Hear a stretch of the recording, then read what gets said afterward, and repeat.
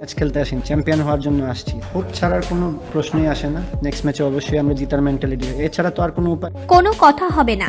আফগানিস্তানের বিপক্ষে আমি সেঞ্চুরি করে বাংলাদেশকে ম্যাচ জিতাবো।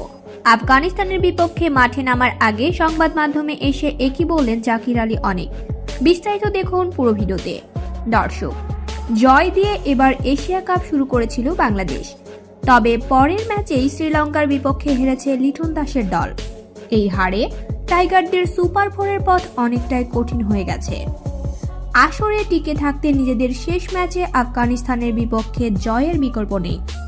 শুধু জয় পেলেই হবে না, রান রেটের জটিল সমীকরণও মেলাতে হবে।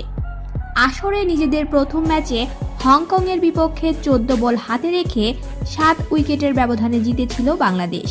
পরের ম্যাচে শ্রীলঙ্কার বিপক্ষে 139 রান করে টাইগাররা। এদিকে আফগানিস্তানের বিপক্ষে মাঠে নামার আগে সংবাদ মাধ্যমে এসে জাকির আলী অনেক জানালেন, কোনো কথা হবে না। আফগানিস্তানের বিপক্ষে আমি সেঞ্চুরি করে বাংলাদেশকে ম্যাচ জিতাবো।